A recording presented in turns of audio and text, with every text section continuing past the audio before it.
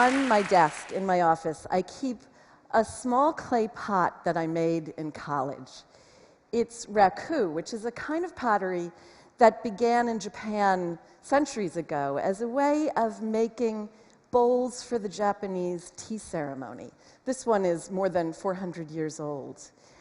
Each one was pinched or carved out of a ball of clay, and it was the imperfections that people cherished. Everyday pots like this cup take 8 to 10 hours to fire. I just took this out of the kiln last week, and the kiln itself takes another day or two to cool down. But raku is really fast. You do it outside, and you take the kiln up to temperature in 15 minutes. It goes to 1500 degrees. And as soon as you see that the glaze has melted inside, you can see that faint sheen. You turn the kiln off, and you reach in with these long metal tongs. You grab the pot, and in Japan, this red-hot pot would be immediately immersed in a solution of green tea. And you can imagine what that steam would smell like. But here in the United States, we ramp up the drama a little bit, and we drop our pots into sawdust, which catches on fire, and you take a garbage pail and you put it on top, and smoke starts pouring out. I would come home with my clothes reeking of wood smoke. I love raku because it allows me to play with the elements. I can shape a pot out of clay and choose a glaze, but then I have to let it go to the fire and the smoke. And what's wonderful is the surprises that happen, like this crackle pattern, because it's really stressful on these pots. They go from 1500 degrees to room temperature in the space of just a minute. Raku is a wonderful metaphor for the process of creativity. I find in so many things that tension between what I can control and what I have to let go happens all the time, whether I'm creating a new radio show or just at home negotiating with my teenage sons. When I sat down to write a book about creativity, I realized that the steps were reversed. I had to let go at the very beginning, and I had to immerse myself in the stories of hundreds of artists and writers and musicians and filmmakers. And as I listened to these stories, I realized that creativity grows out of everyday experiences more often than you might think, including letting go. It was supposed to break, but that's okay. That's part of the letting go, is sometimes it happens and sometimes it doesn't. Because creativity also grows from the broken places. The best way to learn about anything is through stories. And so I want to tell you a story about work and play and about 4 aspects of life that we need to embrace in order for our own creativity to flourish. The first embrace is something that we think, oh, this is very easy, but it's actually getting harder, and that's paying attention to the world around us. So many artists speak about needing to be open, to embrace experience. And that's hard to do when you have a lighted rectangle in your pocket that takes all of your focus. The filmmaker Meera Nair speaks about growing up in a small town in India. Its name is Bhubaneswar, and here's a picture of one of the temples in her town. In this little town, there were like 2,000 temples. We played cricket all the time. We kind of grew up in the rubble. The major thing that inspired me, that led me on this path, that made me a filmmaker eventually, was traveling folk theater that would come through the town. And I would go off and see this great battles of good and evil by 2 people in a school field with no props, but with a lot of passion and hashish as well. And it was amazing. The folk tales of Mahabharata and Ramayana, the 2 holy books, the epics that everything comes out of in India, they say. After seeing that jatra, the folk theater, I knew I wanted to get on, and perform. Isn't that a wonderful story? You can see the sort of break in the everyday. There they are on the school field, but it's good and evil and passion and hashish. And Mira Nair was a young girl with thousands of other people watching this performance, but she was ready. She was ready to open up to what it sparked in her. And it led her, as she said, down this path to become an award-winning filmmaker. So being open for that experience that might change you is the first thing we need to embrace. Artists also speak about how some of their most powerful work comes out of the parts of life that are most difficult. The novelist Richard Ford speaks about a childhood challenge that continues to be something he wrestles with today. He's severely dyslexic. I was slow to learn to read, went all the way through school not really reading more than the minimum, and still to this day can't read silently much faster than I can read aloud. But there were a lot of benefits to being dyslexic for me, because when I finally did reconcile myself to how slow I was going to have to do it, then I think I came very slowly into an appreciation of all those qualities of language and of sentences that are not just the cognitive aspects of language, the syncopations, the sounds of words, what words look like, where paragraphs break, where lines break. But I wasn't so badly dyslexic that I was disabled from reading. I just had to do it really slowly. And as I did, lingering on those sentences as I had to linger, I fell heir to language's other qualities, which I think has helped me write sentences. It's so powerful. Richard Ford, who's won the Pulitzer Prize, says that dyslexia helped him write sentences. He had to embrace this challenge, and I use that word intentionally. He didn't have to overcome dyslexia. He had to learn from it. He had to learn to hear the music in language. Artists also speak about how pushing up against the limits of what they can do, sometimes pushing into what they can't do, helps them focus on finding their own voice. The sculptor Richard Serra talks about how, as a young artist, he thought he was a painter. And he lived in Florence after graduate school. While he was there, he traveled to Madrid, where he went to the Prado to see this picture by the Spanish painter Diego Velázquez. It's from 1656, and it's called Las Meninas, and it's the picture of a little princess and her ladies-in-waiting. And if you look over that little blonde princess's shoulder, you'll see a mirror, and reflected in it are her parents, the king and queen of Spain, who would be standing where you might stand to look at the picture. As he often did, Velázquez put himself in this painting, too. He's standing on the left with his paintbrush in one hand and his palette in the other. I was standing there looking at it, and I realized that Velázquez was looking at me. And I thought, oh, I'm the subject of the painting.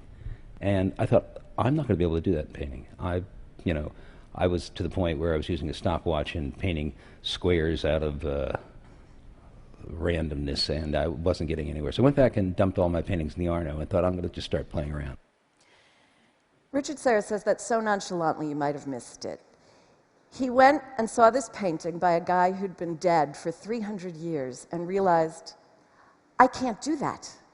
And so Richard Serra went back to his studio in Florence, picked up all of his work up to that point, and threw it in a river. Richard Serra let go of painting at that moment, but he didn't let go of art. He moved to New York City, and he put together a list of verbs: to roll, to crease, to fold, more than 100 of them. And as he said, he just started playing around. He did these things to all kinds of material. He would take a huge sheet of lead and roll it up and unroll it. He would do the same thing to rubber. And when he got to the direction to lift, he created this, which is in the Museum of Modern Art. Richard Serra had to let go of painting in order to embark on this playful exploration that led him to the work that he's known for today. Huge curves of steel that require our time and motion to experience. In sculpture, Richard Serra is able to do what he couldn't do in painting. He makes us the subject of his art. So experience and challenge and limitations are all things we need to embrace for creativity to flourish. There's a fourth embrace, and it's the hardest. It's the embrace of loss, the oldest and most constant of human experiences. In order to create, we have to stand in that space between what we see in the world and what we hope for, looking squarely at rejection, at heartbreak, at war, at death. That's a tough space to stand in. The educator Parker Palmer calls it the tragic gap. Tragic not because it's sad, but because it's inevitable.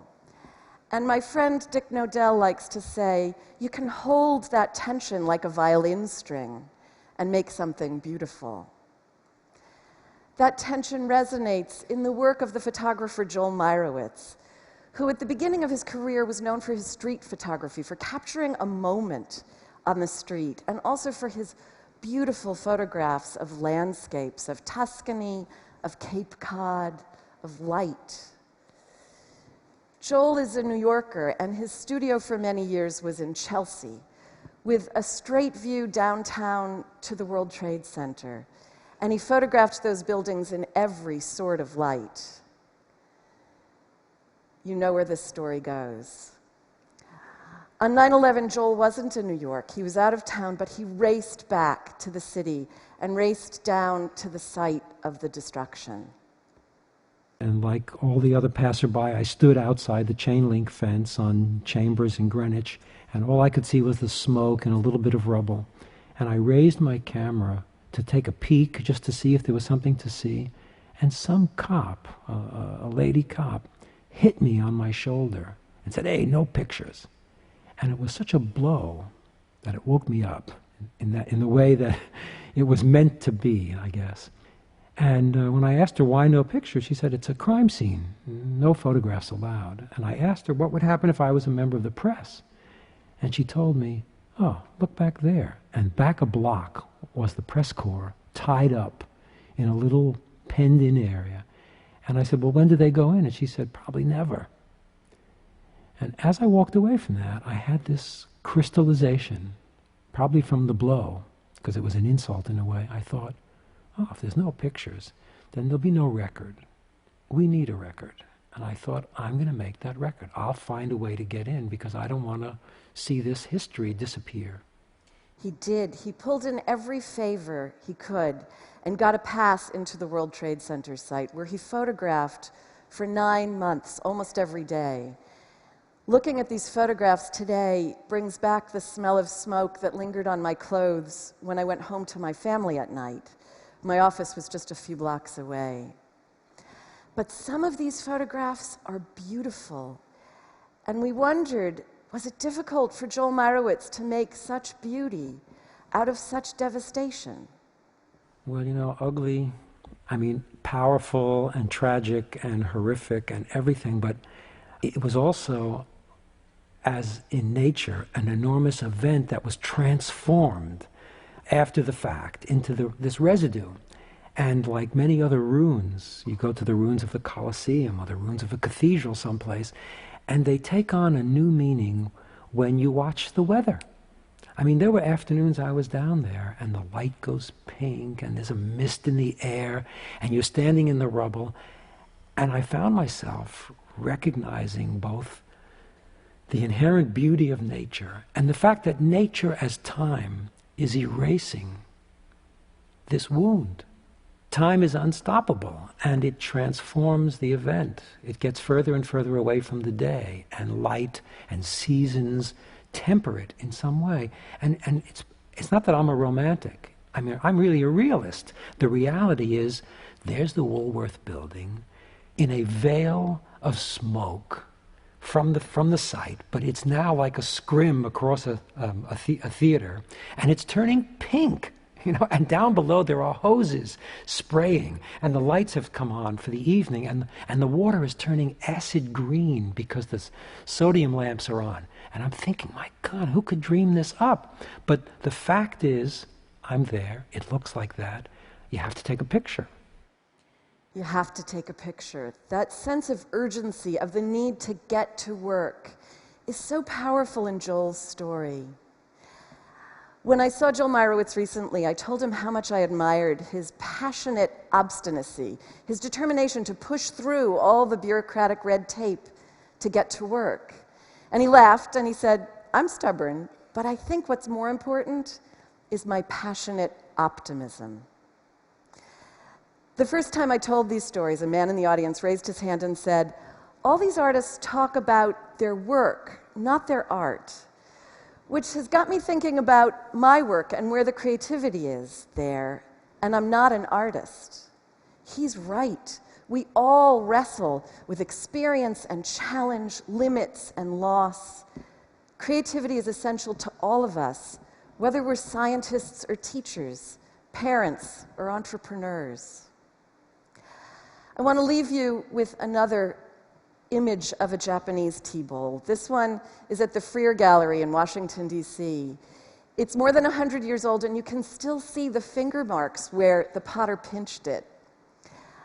But as you can also see, this one did break at some point in its 100 years. But the person who put it back together, instead of hiding the cracks, decided to emphasize them, using gold lacquer to repair it. This bowl is more beautiful now, having been broken, than it was when it was first made. And we can look at those cracks because they tell the story that we all live, of the cycle of creation and destruction, of control and letting go, of picking up the pieces and making something new. Thank you.